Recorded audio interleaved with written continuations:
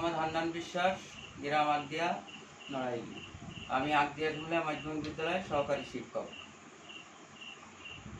এই যে আপনাদের এখানে আপনার নামে অভিযোগ আসছে বিভিন্ন ফেসবুকে আমরা দেখছি যে আপনি হচ্ছে হলো 2 লক্ষ টাকার মাছ আপনি বিষ প্রয়োগ করে মেরে ফেলাইছেন। এই বিষয়ে আপনি কি জানেন? আমি আর কিছুই জানি না, এই পুকুর সম্পর্কে কি, জমি জায়গা সম্পর্কে কি, এর কিছুই জানি না।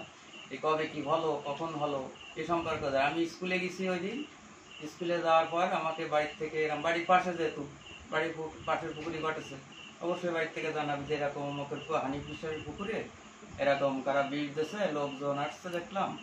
তা কি দেখি যে সাংবাদিক আসছে দেখতেছি, যে অমুক সাংবাদিক দেখতেছি, তা এটা কি? আমি তা তো জানি না, আমি তো স্কুলে চলে আসছি, আমি তো কিছু জানি না। তারপর আমি স্কুল ছুটে আমাদের 4টে 5 ছুটে বাড়ি আসতে 4:30 বেজে যায়। 4:30 বাজে আমি স্কুল থেকে আনার আগে আমার ছেলে মেয়েরাকে বুঝে থাকে প্রাইভেট পড়ানোর জন্য। আচ্ছা, আমরা যতটুকু জানি যে হানিফ বিশ্বাসের সাথে আপনাদের জমি জায়গা নিয়ে গ্যাঞ্জাম চলতেছে, সেই তার অংশ হিসেবে সে ষড়যন্ত্রমূলক আপনাদেরকে সামাজিকভাবে হেয় প্রতিপন্ন করার জন্যে এই একটা নাটক সাজাইছে। আসলে এইটা আসলে কিভাবে আপনি একজন শিক্ষক হিসেবে উপস্থাপন করবেন? আমি একজন শিক্ষক হিসেবে বলতে চাই, এ কাজ তো আমার পক্ষে, আমার বাইর নাম দিয়েছে তার পক্ষে কখনো করা সম্ভব না। যদি এলাকার গণ্যমান্য ব্যক্তি বা সমস্ত জনগণ ডেকে যদি শোনা হয়, তবুও কখনো মনে হয় মুখ থেকে বলতে পারবে না যে এরা এই কাজটা করে বা করতে পারে। কিংবা যে অভিযোগ করেছে সেও কখনো মানে মন থেকে বলতে পারবে না যে এরা এই কাজ করতে পারে। এটা আমাদের ফাঁসানোর জন্য সম্পূর্ণ এই কাজটা করা হয়েছে, ফাঁসানোর জন্য এবং মানক্ষুণ্ণ করার জন্য। জন্য আমরা শিক্ষকতা করি, আমরা সকালে বের হয়ে যাই। আপনি এই জায়গায় কি করতে যাচ্ছেন? আপনি এই বিষয়ে আইনি কি পদক্ষেপ নিতে চান? অবশ্যই মানহানি মামলা করতে চাই, কারণ আমাদের তো মানক্ষুণ্ণ হচ্ছে আমাদের এতে। আমরা একটা শিক্ষকতা পেশায় জড়িত আছি, আমরা তো বাড়িতে বেরোনোর কাজ জানি। আমাদের যে যাচ্ছি, স্কুলে যাচ্ছি, গাড়ি থামে শুনতেছে কি অবস্থা, তোমরা এই কাজ করিস, এ কত সহ্য করা যায় সবাই? তো মানহানি মামলা করতে চাই আমরা। ঠিক আছে, ধন্যবাদ। হ্যাঁ, আমি আবু তাহের বিশ্বাস, প্রভাষক, শিমুলিয়া কলেজ। আমি আসলে একজন শান্তিপ্রিয় লোক। আমি সকালবেলায় ঘুম থেকে উঠি, আসলে ফজরের আজানের পরে নামাজ পড়তে যাই মসজিদে। আমার কাজগুলোর কথা আমি বলতেছি। আসলে আমি নামাজ পড়তে যাই, নামাজ পড়া শেষ করে যখন বাড়ি আসি, বাড়ি এসে সাথে সাথে আমার বাড়ি থেকে বেরোয় যেতে হয়। আমার ব্যাচ থাকে, কারণ আমার ছেলেপেলেদের এখানে সকালবেলায় 2টো ব্যাচ থাকে। তারপরে আমার মেয়েকে নিয়ে স্কুলে যেতে হয়, তারপরে সেখান থেকে এসে আমার কলেজ যেতে হয়। কলেজ শেষ করে এসে বাড়ি কোনো মতে মানে খাবার সময়টুকু আমি পাই না। তারপরে খাওয়া শেষ করে যখন আমি একটু বসি, মনে হয় 2-1 মিনিটও বসার সময় পাই না। আবার আমার 3:30 থেকে, মানে 2টায় কলেজ শেষ হয়। কলেজ থেকে আসতে আসতে প্রায় আধা ঘন্টা চলে যায়। 8-এর দিন তো আমি মোটে সময় পাই না। তারপরে সন্ধ্যা পর্যন্ত প্রাইভেট পড়াই, সন্ধ্যার সময় বাড়ি আসি। বাড়ি এসে তারপরে মাগরিবের নামাজ, হয়তোবা মসজিদে কোনোদিন দৌড়ে যেতে পারি, তারপরে এশার নামাজ পড়ে খাওয়া দাওয়া করে ঘুমাই পড়ি। এইটুকু হলো আমার কাজের রুটিন। কিন্তু আমাদের এই বংশীয় ব্যাপার, বংশীয় বলতে আমাদের একটা জমি নিয়ে সমস্যা হচ্ছিল। সেখানে 2টো পুকুর আমাদের, আমি বুঝতে শিখে, অর্থাৎ আমি বুঝতে শিখে ওই পুকুরের ধারে মনে হয় আমি কোনোদিন যাইনি।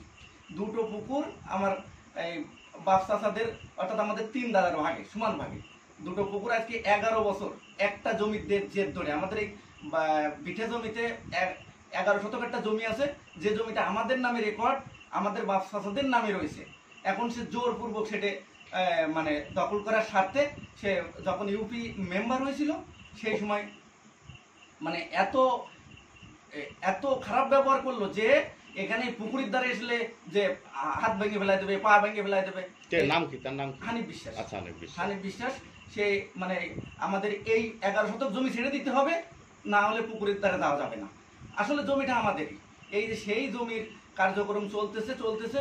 এখন আমরা এই 11 বছর ধরে বিভিন্ন বংশের আমাদের আত্মীয় স্বজন, আশেপাশে এই শিমুলিয়া থেকে আমাদের আত্মীয় স্বজন আছে, তারাও আসছে, বংশীয় লোক আসছে, মিটিং করছে।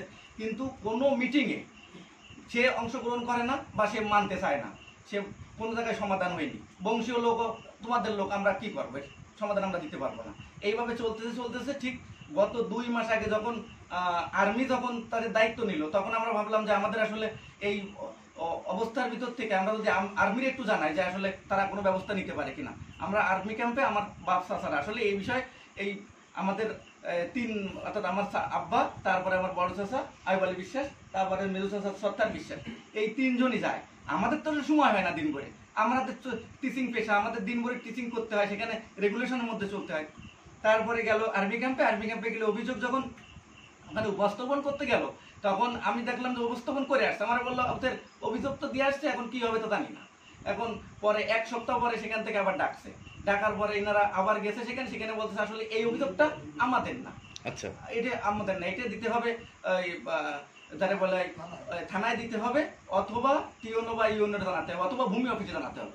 এইগুলো ওনারা কি সেখানে সবকিছু নিয়ে সেখানেও গেল, তারপরে টিওনো স্যারে জানায় আসলো, ইউনো স্যারে জানায় আসলো। সেখানে যাওয়ার পরে এবার আস্তে আস্তে সেখানে ওনারা আমাদের কাগজপত্র দেখে এই মিটিং কল করে বা নোটিশ দেয়, সেই অনুযায়ী ইনারা যায়।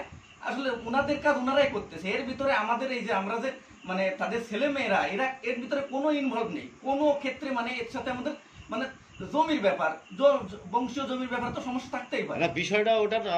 এই যে একটা নিউজ আমরা সম্প্রতি আসছে আপনার ফেসবুকে দেখলাম, ভাইরাল হয়ে গেছে যে বিষ প্রয়োগে, হ্যাঁ হ্যাঁ ওইটা একটু বলো। যখন গত সপ্তাহে আমার বাপ চাচারা গেছে আসছে নড়াই ইউনোর কাছে ডাক দিছে, সেখানে যাওয়ার পরে শুনলাম যে এখানে বংশের থেকে আমাদের চেয়ে অনেক লোক নিয়ে গেছে।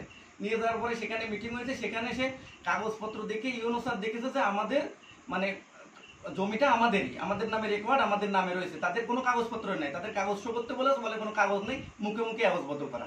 উনি বললো যে মুখে মুখে আওয়াজ বদল আমি মানা হবে না, এটা কাগজপত্র থাকতে হবে, নাহলে জমি ছেড়ে দিতে হবে। 1 সপ্তাহ ওনাকে সময় দিয়েছে। এই 1 সপ্তাহ সময় দেওয়ার উনি সেই জেদ ধরে মানে সেই রাগে বা সেই প্রতিশোধ নেওয়ার জন্য উনি এই যে পাশের যে পুকুর, এই পুকুরের মাছ জেলে দিয়ে ঠিক যেদিন এই মাছ মরার যে অ্যাক্টিং করতেছে এর 2 দিন আগে মাছ সব উঠাই দিছে, 3 টান দিছে। আমরা সেই জেলের মাধ্যমে জানতে পারলাম 3 টান দিছে। মানে 3 টান দিয়ে সর্বশেষ বলা হয়েছে যে এখান থেকে যেন কোনো মাছ না থাকে, মানে সর্বোচ্চ সব মাছ উঠাই নিতে হবে। উঠাই নেওয়ার পরে ঠিক এই নড়াইল থেকে ফেরার 2 দিন পরে আমরা কলেজ চলে গেছি, আমার ভাই স্কুলে চলে গেছে, যার যার মতো বাচ্চারা কাজ চলে গেছে। 11টার দিকে আমার আব্বা কল দিয়ে বলতেছে আবুতে কি ব্যাপার, এখানে শিমুলিয়া থেকে এক সাংবাদিক এসে 4-5টা ছবি তুলতেছে, এ তো বুঝতেছি না। আমাদের এই পাশে আবার বিশালিপালা দিয়ে আছে, আমাদের ওই গর্তের এই পাশে বিশালিপালা দিয়ে আছে, বিশালিপালার ওই পাশে আমাদের মহিলারাও যায় না, আমরাও যাই না, আসলে ওই পাশে একটু বন জঙ্গল অবস্থা। এখন সেখানে একটা বোতল নিয়ে আশেপাশে করতেছে যে এখান থেকে গ্যাস ট্যাবলেট দেওয়া হয়েছে। আমি তো শুনে অবাক যে কি অবস্থা, এবার বাড়ির পাশে একে কিভাবে খারাপ ক্ষতি করলো। আমরা তো ভাবতেছি বাইরের কোনো লোক ক্ষতি করেছে বা তাই মনে করবে, কিন্তু যে দোষটা আমাদের মতো নিরীহ লোকের উপর চাপাই দেবে এটা আমি কখনোই ভাবতে পারিনি। কলেজ থেকে আসলাম, কলেজ থেকে এসে এবার শুনছি যে দেখলাম ওখানে পুকুরে গিয়ে দেখলাম যে মাছ কেমন মরেছে।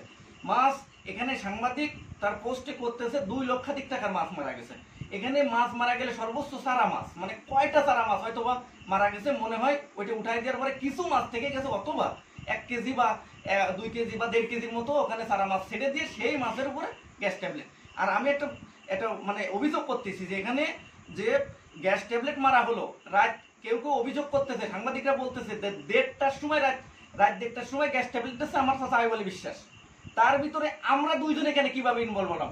আর সে 1:30টার সময় এখানে যদি গ্যাস ট্যাবলেট প্রয়োগ করে, একজনের বাড়ি যে দেখতেছে তার বাড়ি এখান থেকে অন্তত পক্ষে রাত 1:30টার সময় সে পুকুরের দ্বারা কি করতেছে, আর দেখার পরেও সে গ্যাস ট্যাবলেট যখন প্রয়োগ করা হচ্ছে সে কোনো কথা বলতেছে না কেন?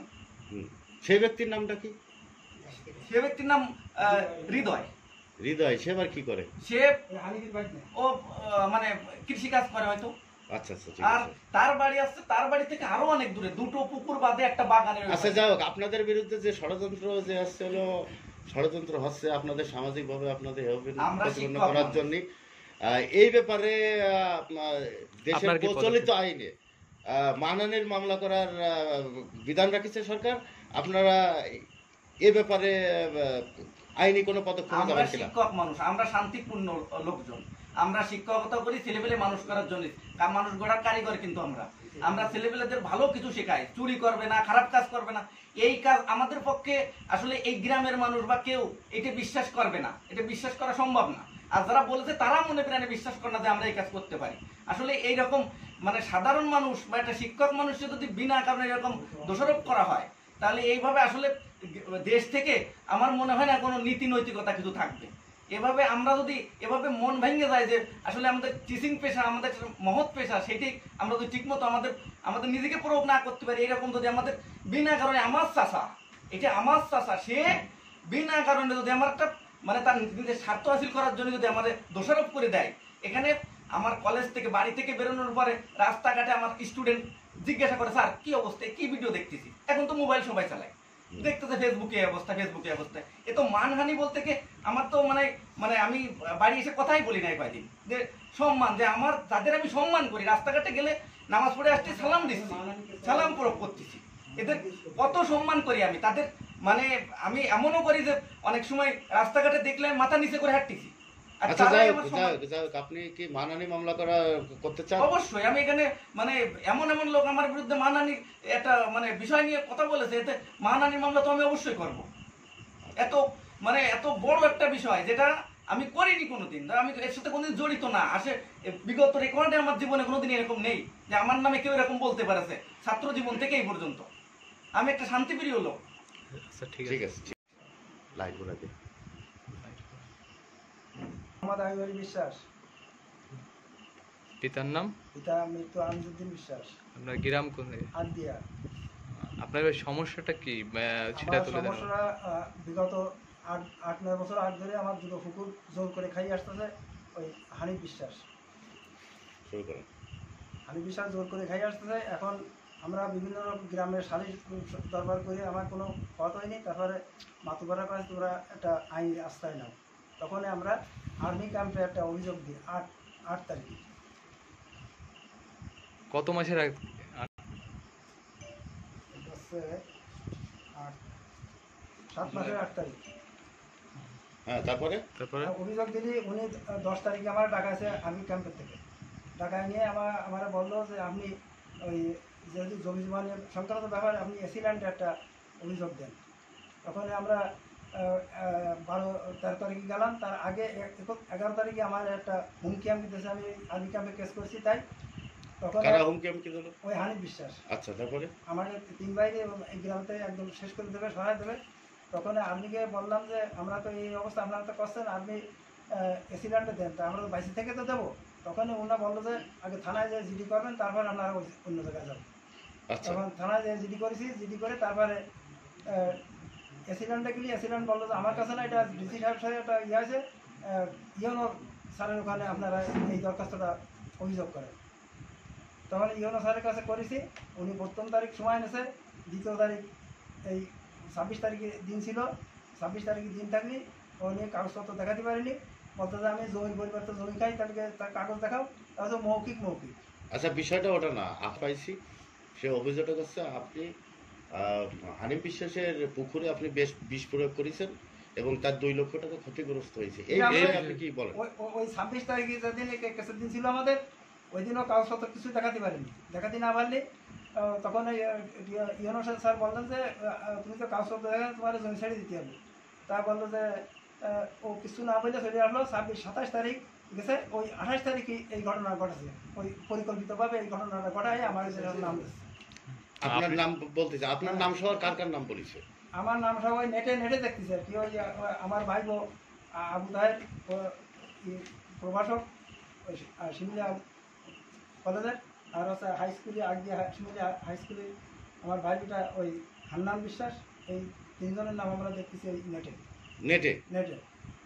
তারপরে আমরা এখন ওই ভাই আমরা মনে করলাম যে থানায় হয়তো অভিযোগটুক দিতে পারে। তখন থানায় গেছি অফিসারের কাছে গিয়ে বললো যে অভিযোগ যে কোনো লোক দিতে পারে, তা আপনার যে ইগুলো আছে ওইগুলো ফটোকপি করে আমার কাছে রেখে যান।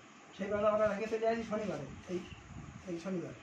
আচ্ছা, আপনার বিরুদ্ধে এই ধরনের যে ষড়যন্ত্র হচ্ছে দীর্ঘদিন ধরে জমি জায়গা সংক্রান্ত এই বিষয়, তা এই যে হানিফ বিশ্বাস এই যে আপনার সাথে এই ধরনের শত্রুতা করতেছে কত বছর ধরে? এ তো বিগত ওই 21 সালেও একটা জিডি করা আছে তার বিরুদ্ধে এইসব করে হুমকি আমকি। এবং এই আমরা সেটেলমেন্টে আমার কাগজপত্র কাটিয়ে নেওয়ার জন্য ওর লোকজন নিয়ে আছে, গ্যাস বাহিনীরই ফুলতলার গ্যাস বাহিনী আনছে। তারপরে যে রূপগঞ্জতে মস্তান নিয়ে গেছে, তাও পারিনি আমার কাছ থেকে করতে, আল্লাহর রহমতে। আর এখন এসে এই জায়গায় এই তাল শুরু করেছে। আচ্ছা, আপনার এই যে সামাজিকভাবে হেয় প্রতিপন্ন করতেছে, সামাজিকভাবে এই যে আপনার এই যে ভাইপো একজন আছে সুশীল সমাজের ব্যক্তিত্ব, সে কলেজের প্রভাষক, এবং আরেকজন আছে মাধ্যমিক বিদ্যালয়ের শিক্ষক। এলাকায় তো আপনার আপনি একটা মান সম্মান লোক, হ্যাঁ। তো আপনার মান সম্মান হেয়পন্ন করতেছে, এই ব্যাপারে আপনি রাষ্ট্রের কাছে কি আশা করতেছেন? আমি তো ওই দিনই ইউনো স্যার বলে আসছি যে আমরা একটা শান্তি শৃঙ্খলাভাবে আমাকে এই জমিতে ফেরত যাতে পাই, এইভাবে পাই, সেইভাবে আমরা দাবি আমাদের। আপনাদের দাবি এইটাই? হ্যাঁ। তা আপনার কি আছে কোনো গোয়েন্দা সংস্থা বা থানা থেকে আপনাকে কোনো কি সাহায্য কোনো ডেট দেছে? সহযোগিতা না। করছে? কোনো ডেট দেয়নি? আপনি 4 তারিখে ডেট আছে আমার ইউনো অফিসে, ওই লাস্ট ডেট আছে, এই দিন আমাদের সমাধান ফয়সালা বুনিয়া এসিল্যান্ডে আর হচ্ছে ইউনিয়ন ভূমি অফিসে একটা আমি যে কাগজ দিচ্ছি, এই কাগজটা সঠিক আছে কি বেঠিক আছে এটার প্রতিবেদন চাইছি। তা আপনার যে এই যে মান সম্মান হানি করতেছে, আপনার এই মান সম্মান হানি করা আসছিল বাংলাদেশে এখন প্রচলিত আইনে মানহানির মামলা করা যায়। আপনি কি মানহানি মামলা করতে ইচ্ছুক এই ব্যাপারে? হ্যাঁ, ইচ্ছুক। হ্যাঁ, ইচ্ছুক। আপনার মান সম্মান ক্ষুণ্ণ করতেছে এই হ্যাঁ, কারণে পূর্ণ করতে জন্য আমি হ্যাঁ, ইচ্ছুক। আপনি আদালতে মামলা করবেন, আদালতে মানহানির মামলা করবেন? মানহানির মামলা করব। ও আচ্ছা, ধন্যবাদ। আপনি সুস্থ থাকুন। আপনার নাম বলেন। আমার নাম মোহাম্মদ আশিক ইলাহি, বাড়ি আগদিয়া, সদর থানা নড়াইল। এই যে হ্যাঁ বলেন। আমার আব্বার নাম মোহাম্মদ আবিলি বিশ্বাস।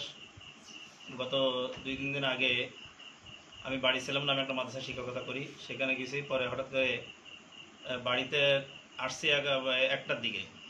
হঠাৎ করে আমার এই বোন আমাকে বলতেছে যে আমি তো হাট ছেড়ে দিয়েছিলাম, তো হঠাৎ করে এদের পুকুরে গেছে, এদের পুকুরে মনে হয় বিষ টিষ দিয়েছে কিনা জানি না, তো সম্ভবত বিষ দিয়েছে কিনা। তা আমি বললাম যে বিষ দিয়ে হয়তো ওরা মাছ পেট্রোল মেরে দিতে পারে। কিছুদিন আগে তো দেখলাম পানি ছেড়েছে, সব মাছ ধরে নিচ্ছে, হয়তো একবারে কোনো কিছু কারোর জন্য হয়তো এরকম করেছে। তা আমি বললাম যে হয়তো ছেড়ে দিতে পারে, হয়তো মাছটা সব মেরে নিয়ে সব উঠে নিচ্ছে, এই জন্য নতুন করে মাছ দেবে, তাই হয়তো বিষ দিয়েছে। পরবর্তীতে আমি যখন প্রত্যেক দিন এই মাদ্রাসায় যাই, যাওয়ার পথে লোকজন আমার কাছে জিজ্ঞেস করে যে কি ভাই আপনাদের ব্যাপারে এসব বাজে মন্তব্য শুনতেছি, বিষয়টা কি? তা আমি বললাম কি শুনেছে, কি ব্যাপার? তখন এই গত শুক্রবার আমি এক জায়গায় জমা পড়ায় সেখানে যাচ্ছি, তখন লোকজন আমার কাছে রাস্তাতে ডেকে জিজ্ঞেস করতেছে এই ব্যাপার, তোমার আব্বার ব্যাপারে শুনতেছি, তোমার চাচাদের ভাইদের ব্যাপারে ভিডিও ছড়াই গেছে। তা আমি বললাম কি ভিডিও ছড়াইছে, এটা তো আমি এখনো পাইনি, আমাকে একটা দেখানো যায়? তখন তারা আমাকে দেখালো যে এই বিষয়। তখন আমি দেখলাম যে আসলে এখানে যে ধরনের মন্তব্য করা হয়েছে, মন্তব্যটা আসলে বাজে মন্তব্য। যে কাজ আমরা আমাদের পারিবারিকভাবে কখনো এরকম করিনি। আপনারা এলাকায় খোঁজ নিয়ে দেখতে পারেন, কোথাও এরকম তথ্য পাওয়া যাবে না। সেই ক্ষেত্রে আমরা মনে করতেছি যে মন্তব্যগুলো করেছে আমাদের ব্যাপারে, সেই ক্ষেত্রে আমরা আমাদের নিজেদের, আমাদের পারিবারিকভাবে এবং আমার আব্বার, আমাদের এলাকায় এবং আশেপাশে যারা এই ভিডিও দেখেছে এবং যারা শুনেছে, প্রত্যেকের কাছে আমাদের ইজ্জতের হানি হয়েছে। তা আমরা চাই যেন আইনানুগভাবে ব্যবস্থা নিয়ে আমাদের যে মান এবং ইজ্জতের যে হানি করলো, এই মানহানিমূলক আইনগত ব্যবস্থা আমরা নেওয়া যায় কিনা সেটার ব্যাপারে আমরা তো, এবং আমরা সেই ব্যাপারে আমরা কোনো কিছু করা যায় কিনা আইনগতভাবে আমরা আইনের আশ্রয় নেব ইনশাআল্লাহ। ধন্যবাদ।